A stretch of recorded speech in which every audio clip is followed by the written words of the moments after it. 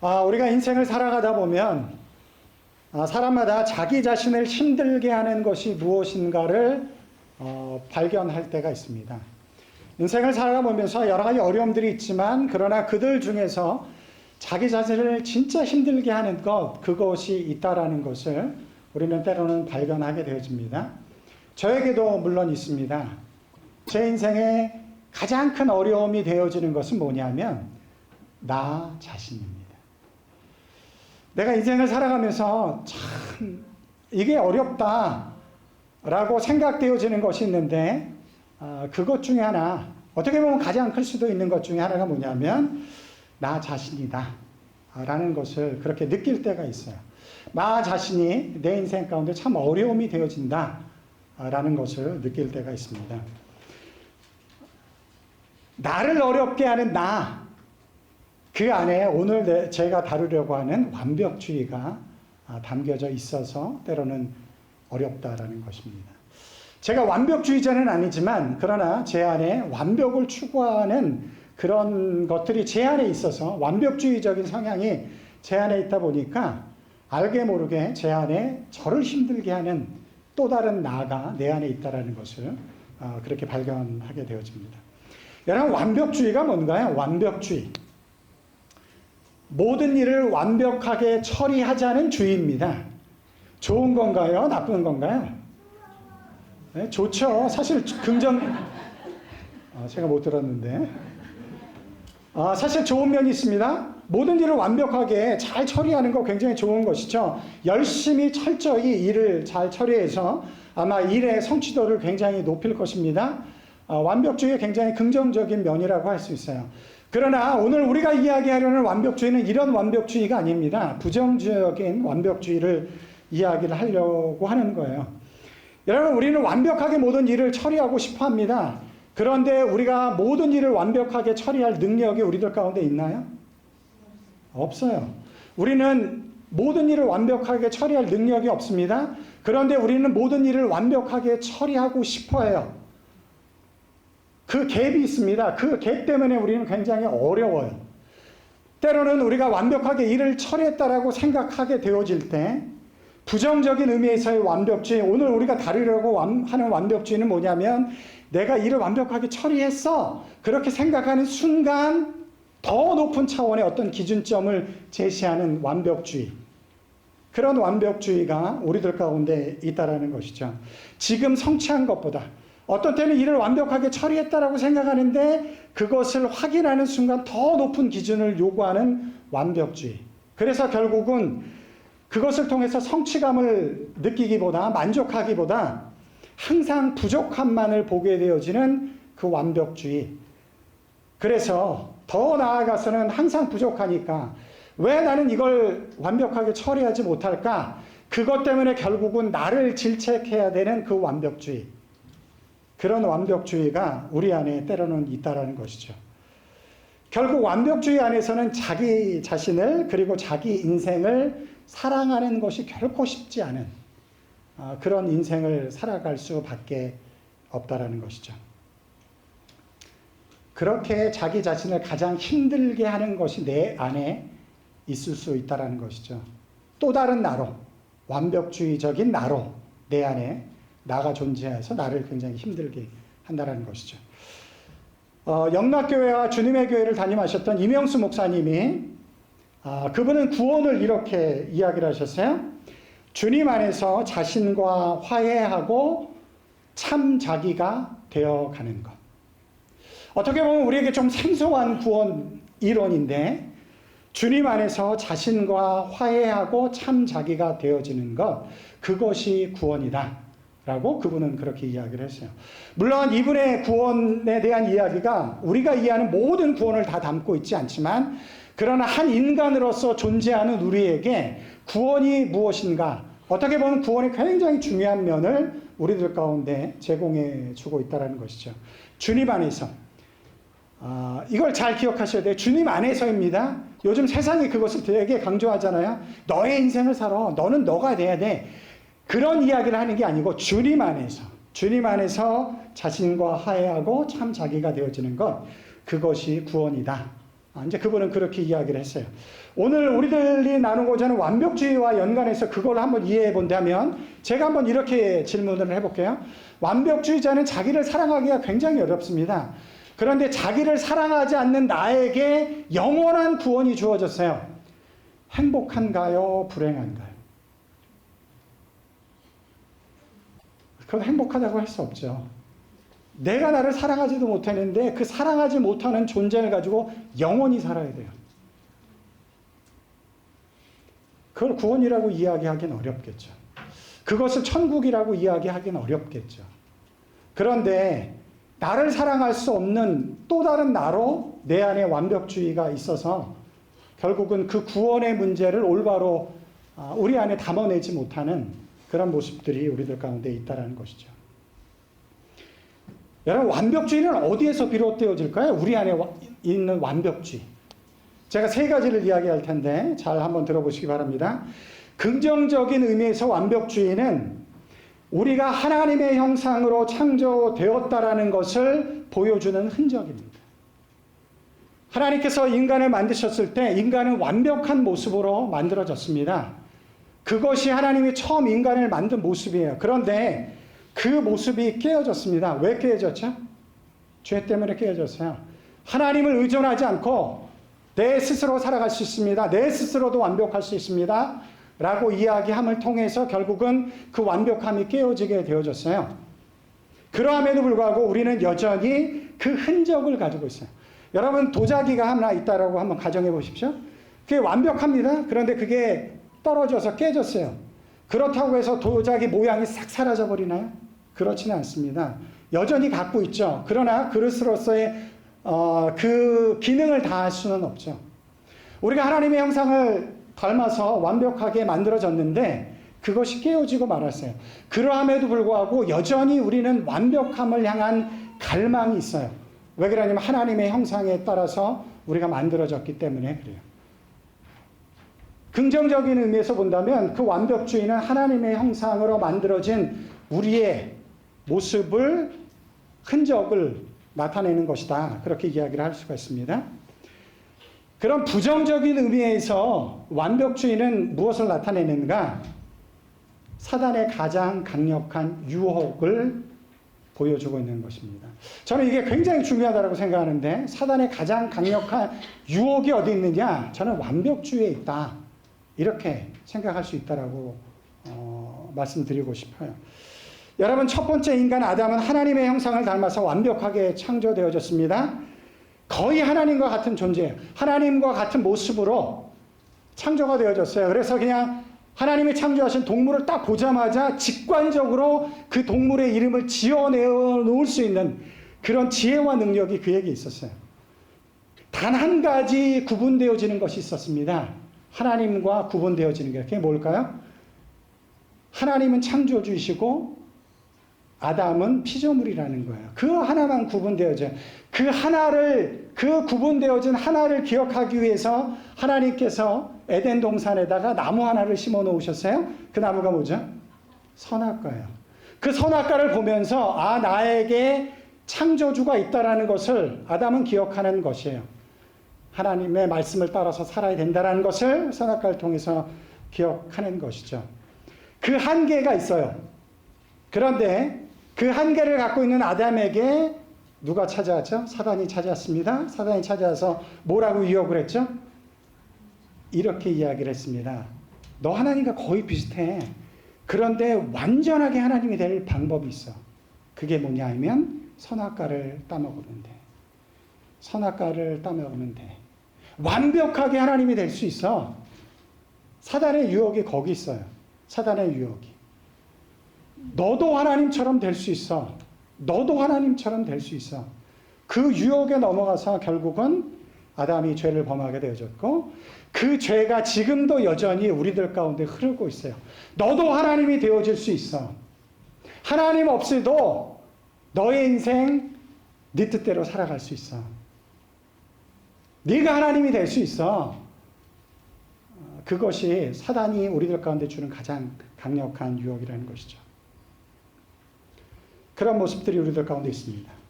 긍정적인 의미에서 하나님의 형상을 통해서 만들어진 흔적이고, 부정적인 의미에서는 사단이 우리를 유혹하는 가장 강력한 유혹이 완벽주의에 있고, 세 번째, 현실적인 의미에서 그 부정적인 완벽주의는 어렸을 때 경험했었던 부정적인 경험에 의해서 보통 우리 안에 만들어진다는 것입니다.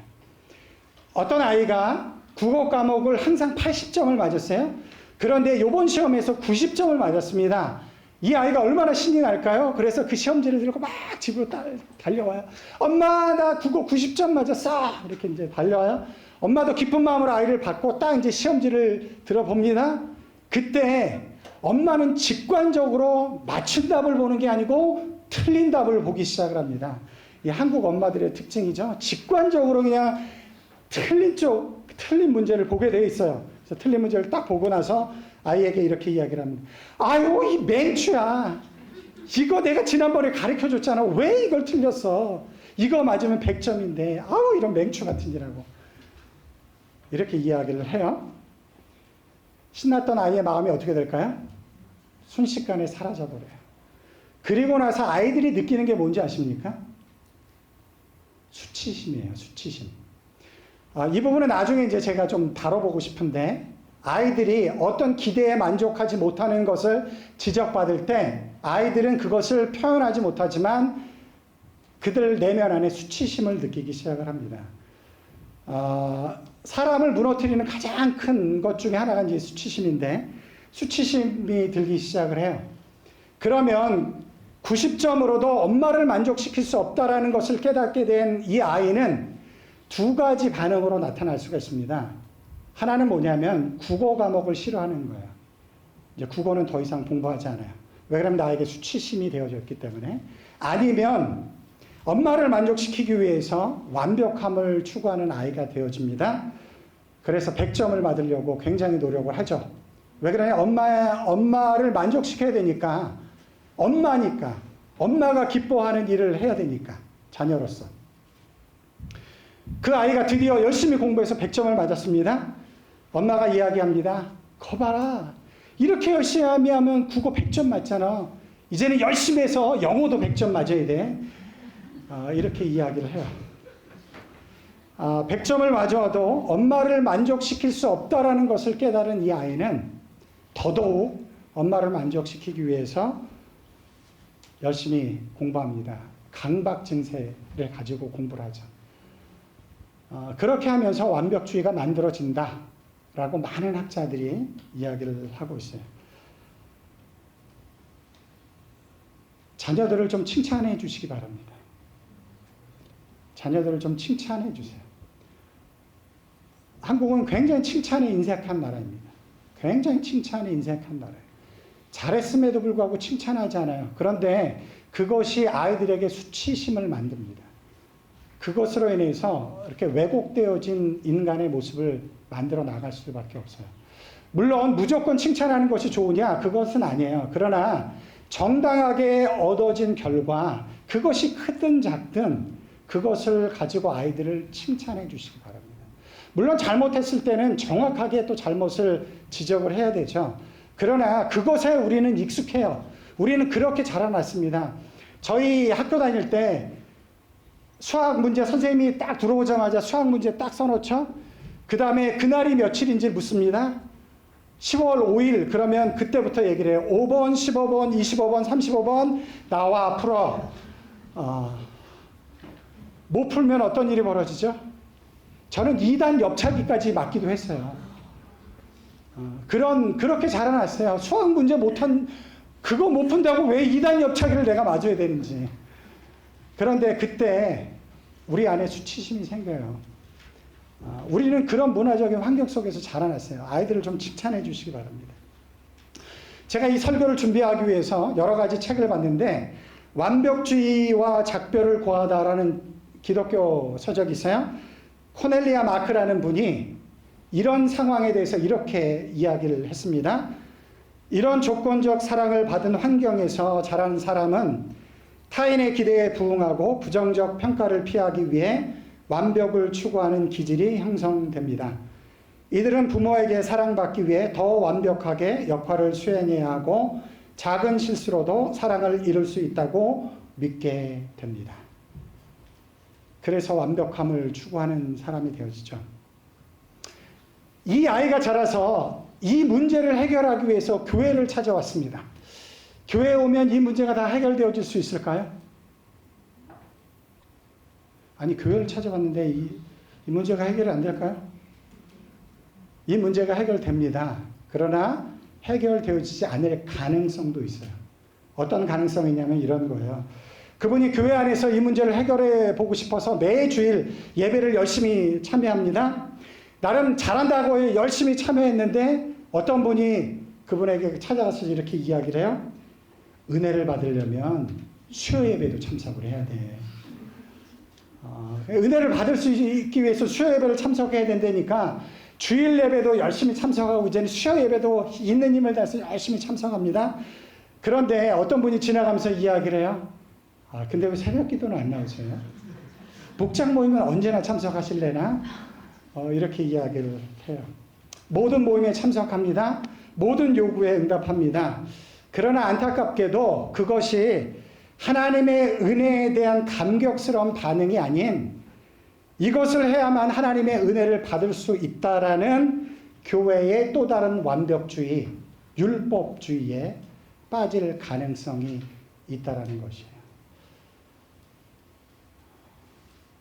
치료를 위해서 선택한 교회가 또 다른 완벽주의, 교회의 율법주의에 빠져서 하나님의 은혜 안에서 자유함은 사라지고 도리어 율법의 정죄만 남게 되어지는 그런 경우들이 우리 안에 만들어질 수도 있다는 것이죠. 이걸 오해하시면 안 돼요. 또 제가 이렇게 설교하면 이제 수요예배 안 나도 되겠다. 뭐 새벽기도 안 가도 되겠다. 이런 얘기를 하는 게 아니에요. 아셨죠? 그렇게 율법주의에 빠지면 안 된다라는 걸 얘기를 하는 거예요. 그럴 가능성이 우리들 가운데 있다라는 거예요. 내가 완벽해져야지만이 하나님께서 이 모든 문제를 해결시켜 주실 것이다라는 교회 안에서의 완벽주의. 그것은 은혜가 아니에요. 그것은 복음이 아닙니다. 그것은 사람을 살리는 게 아니고 사람을 더 정죄하는 길로 우리를 이끌어가는 거예요. 거기에 빠지시면 안 돼요. 이렇게 완벽주의가 우리 안에 가까이 있습니다. 우리의 인생 안에도 있고 우리가 신앙생활하는 이 교회 안에도 이런 완벽주의가 있어요. 그런데 그것이 사단이 우리를 유혹하는 가장 강력한 도구가 될 수 있어요. 우리를 무너뜨리는 가장 강력한 도구. 왜 제가 저의 인생 가운데 가장 힘든 게 나 자신이라고 이야기를 했을까요? 제가 주일날 예배를 드리고 집에 갔을 때 어떻게 보면 가장 편안한 시간인데 가장 고통스러운 시간이 될 때가 있어요. 왜 그러냐면 그 주일 예배를 복귀합니다. 왜 그때 그걸 못했지? 왜 마이크는 또 이렇게 됐지? 왜 이거는 또 이렇게 됐나? 그것이 저를 무너뜨려요. 이래가지고 내가 무슨 목회를 하겠어? 그만두는 게 맞지 않을까? 멀리 있지 않아요. 그 완벽주의가 우리 가까이에 있습니다. 그리고 그 완벽주의를 통해서 우리를 무너뜨리려고 해요. 어떻게 보면 가장 큰 유혹이, 사단의 유혹이 거기에 담겨져 있다. 저는 그렇게 생각을 해요. 그래서 제가 이런 주제를 다루는 거예요. 그러면 이제 이 완벽주의를 어떻게 해결할 것인가? 아주 신비한 방법이 있었으면 저도 좋겠어요. 그런데 보통 제가 제시하는 답은 여러분들이 이미 다 알고 있는 답입니다. 그러함에도 불구하고 그게 정답인 건 분명해요. 그래서 다시 한번 확인하려고 하는 거예요. 첫 번째, 이 완벽주의를 해결하기 위해서는 첫 번째, 나를 나답게 만드신 이유를 발견하셔야만 합니다. 주님 안에서. 나를 나답게 만드신 이유를 주님 안에서 발견하셔야만 합니다. 주님 안에서. 우리 다 같이 한번 따라해 보실래요? 시작. 나를 나답게 만드신 이유를 발견하십시오. 제가 한번 여쭤볼게요. 여러분을 누가 만드셨나요? 자신 있게 대답해 보세요. 사실 지난주에 저 사실 좀 충격됐어요. 지난주에 제가 이거 물어봤잖아요. 여러분 아내 남편 하나님이 짝지어 주신 걸 믿습니까? 했는데 거의 답을 안 하셨어. 저 사실 굉장히 충격받았어요. 집에 가서 굉장히 충격받았어요. 여러분 그게 안 믿어지는데 우리가 하나님을 어떻게 믿을 수 있나. 사실 저 충격받았어요. 여러분, 신앙이라는 게 뭐 신비하고 뭐 이런 데만 있는 게 아니에요. 그게 안 믿어지는데 우리가 하나님을 어떻게 믿을 수가 있겠어요? 여러분을 누가 만드셨나요? 하나님이 만드셨잖아요. 성경이 그걸 얘기하고 있잖아요. 그걸 믿는 게 예수님을 믿는 거잖아요. 하나님을 믿는 거잖아요. 그런데 하나님을 이런 모습으로 만들었어요. 이런 모습으로. 실망스러우신가요? 하나님이 왜 하필이면 나를 이런 모습으로 만들었나? 실망스러우신가요? 그러면 여러분들이 나 자신을 보고 실망한다면 하나님이 뭐 한 거예요? 실수하신 거예요. 그럼 하나님이 실수했으면 하나님이 될 수 있어요, 없어요? 하나님이 될 수 없죠. 실수하시는 분이 어떻게 하나님이 될 수 있어요? 우리는 성경을 통해서 하나님이 나를 만들었다는 걸 믿습니다. 내가 싫어하는 부분이 있는 건 사실이에요. 그것은 이 세상이 아직 죄악된 세상이고 완벽하지 않은 부모 밑에서 자랐고 내 안에 여전히 죄된 모습이 있기 때문에 여전히 불완전한 모습이 저에게 있는 건 분명한 사실입니다. 그러함에도 불구하고 하나님이 저를 만드신 건 분명해요. 그렇다고 한다면 내 안에 하나님이 선하심으로 나를 만들어 놓은 모습이 있을 거 아니겠어요? 그걸 발견하셔야 된다는 거예요. 그것을. 저에게 장점이 있고 단점이 있습니다. 저에게 가장 큰 장점이 뭔지 아세요? 저는 모든 사람들이 다 이해가 돼요. 그게 저의 장점이에요. 어떤 사람을 데리고 와도 저는 그 사람을 다 이해할 수 있어요.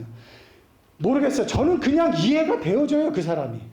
제가 교회에서 어떤 사람에게 뭘 요청을 합니다. 이것 좀 해주실래요? 이렇게 요청을 했는데 그분이 제가 이래 해서 이걸 못하겠습니다. 이렇게 이야기를 하면 저는 그 이유가 다 이해가 돼요.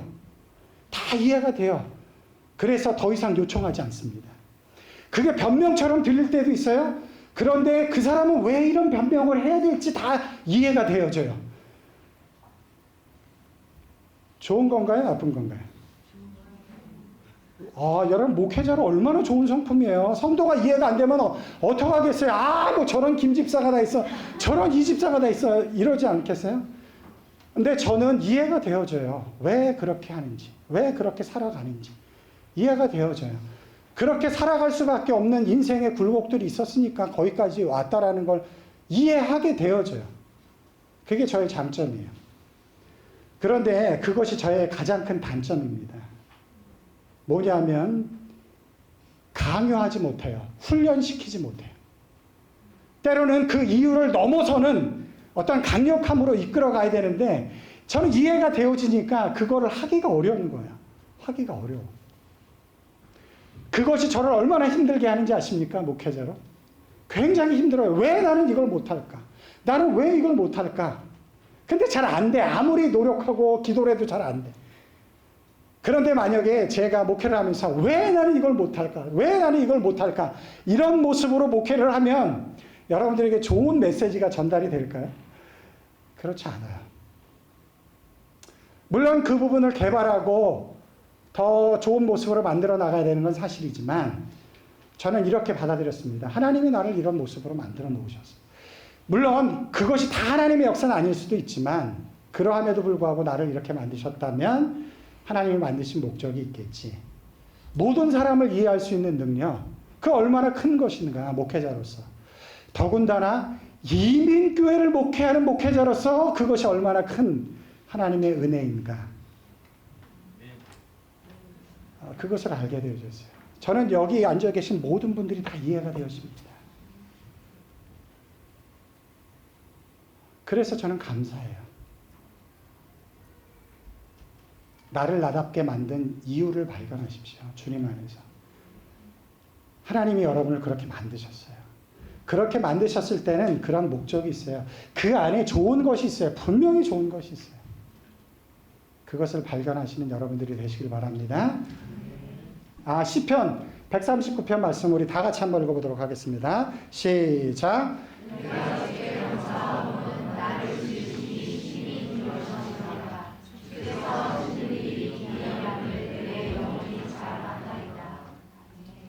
나를 심히 기묘하게 만드셨다라고 해요.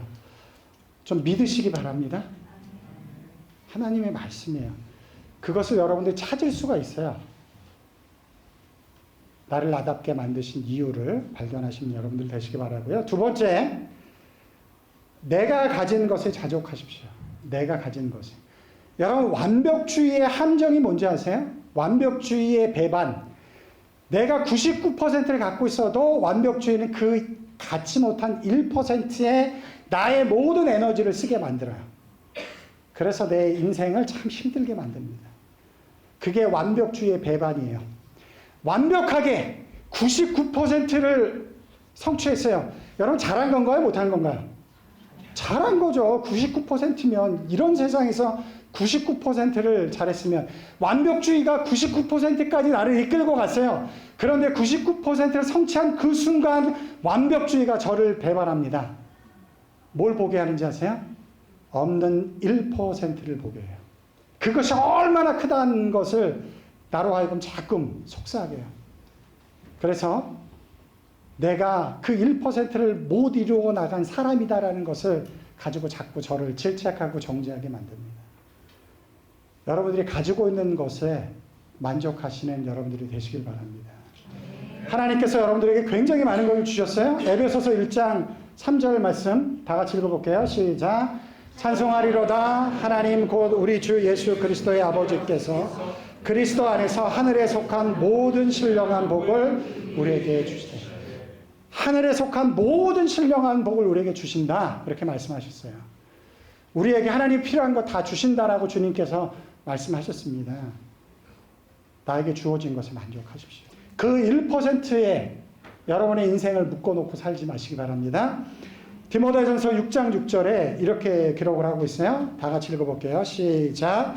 자족하는 마음이 있으면 경건은 큰 이익이 됩니다.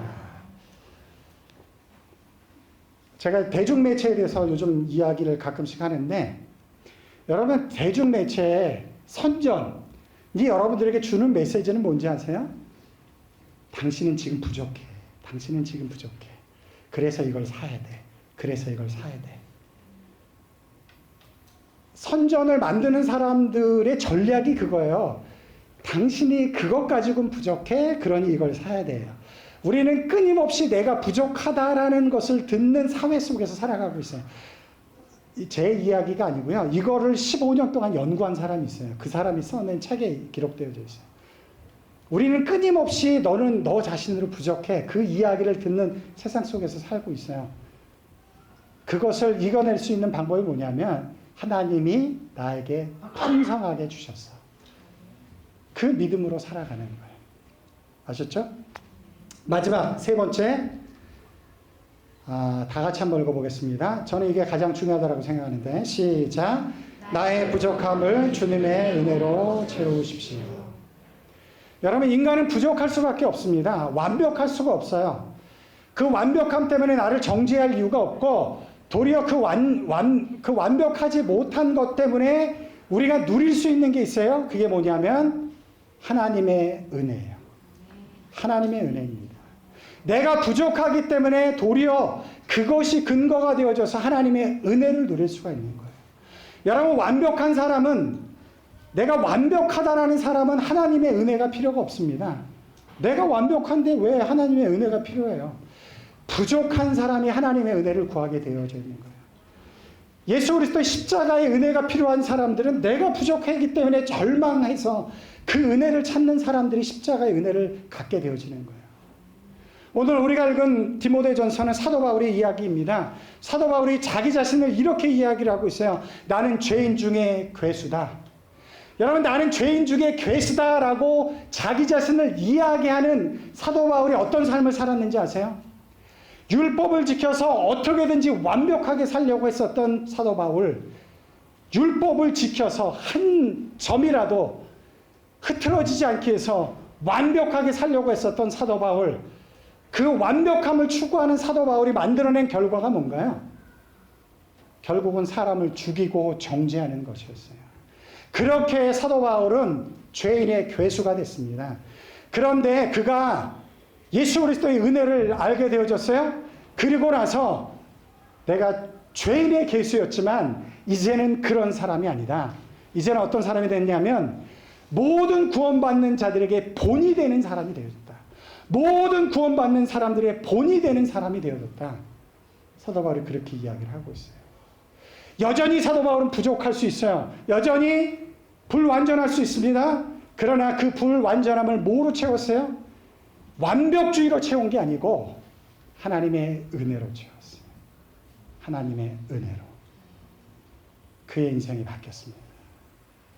사람을 죽이던 자에서 사람을 품을 줄 아는 사람이 됐어요. 정죄하던 사람에서 하나님의 사랑을 담아낼 수 있는 사람이 되어졌습니다.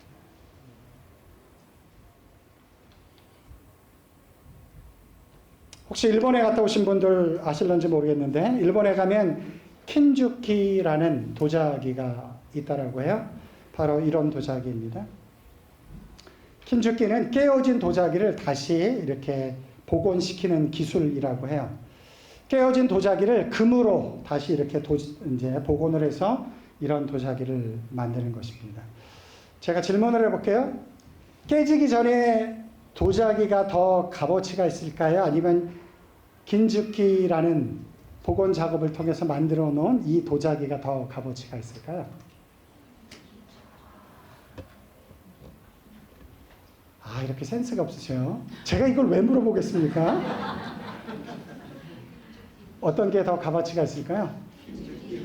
흰죽기가 더 값어치가 있다고 해요.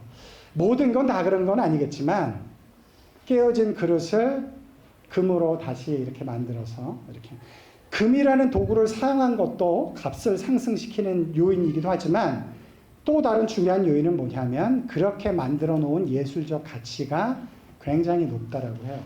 그래서 굉장히 높은 가치로 판매가 되어진다고 합니다. 사도 바울이 자신을 죄인의 괴수라고 이야기하는 깨진 그릇이었어요. 완전히 깨진 그릇이었어요. 그런데 그 깨진 그릇을 주님의 은혜로 예수 그리스도께서 복원시켜 놓았습니다. 주님의 은혜로 그 깨진 그릇을 예수 그리스도께서 복원시켜 놓으셨어요.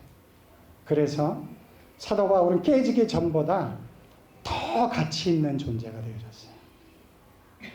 깨지기 전보다 더 가치 있는 존재, 그런 존재가 되어졌어요. 그 가능성이 우리 안에 있습니다. 완벽주의가 만드는 게 아니고 하나님의 은혜가 우리의 부족함을 완벽함으로 채우려고 하는 게 아니고 하나님의 은혜의 보좌 앞에 나아가 하나님의 은혜로 우리의 부족함을 채우려 할 때 긴죽기 같은 이런 놀라운 역사들이 우리들 가운데 일어나는 줄 믿습니다. 그것이 예수 그리스도의 십자가의 복음이에요. 누구든지 나아갈 수 있는, 깨어져도 완전히 깨어져도 나아가서 다시 복원되어져서 더 가치 있는 존재로 만들어질 수 있는 그 길을 선택할 수 있는 여러분들이 되시길 주님의 이름으로 축원합니다. 코넬리우스 마크가 그의 책에 이렇게 이야기를 했어요. 다 같이 한번 읽어보겠습니다. 시작. 내가 내게 만족하게 되는 게 아니라 하나님이 나를 만족해 하신다는 사실에 만족하게 된다.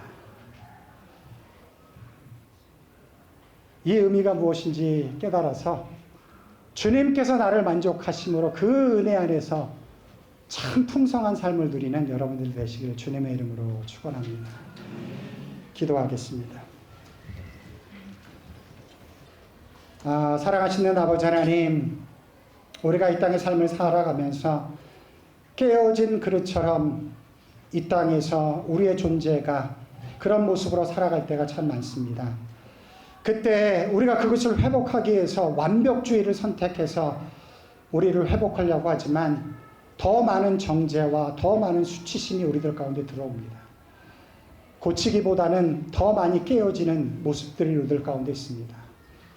아버지 하나님, 완벽주의를 통해서 우리를 고쳐나가는 것이 아니고 하나님의 은혜가 필요한 존재임을 우리 하여금 깨닫게 해 주셔서 그 깨어진 그릇을 가지고 주님 앞에 나아가 하나님의 은혜로 우리를 복원시키셔서 더 값진 존재로 우리를 만들어 주시는 그 십자가의 은혜를 깨닫게 해 주시고, 그래서 우리 삶의 한계가 다가올 때 그 십자가 앞에 나아가 하나님의 은혜와 능력으로 우리를 새롭게 하시는 놀라운 역사를 경험할 수 있도록 우리를 축복해 주시옵소서.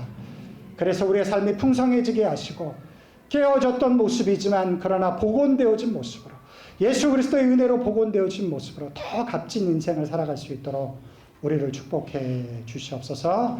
감사하며 예수님의 이름으로 기도드리옵나이다. 아멘.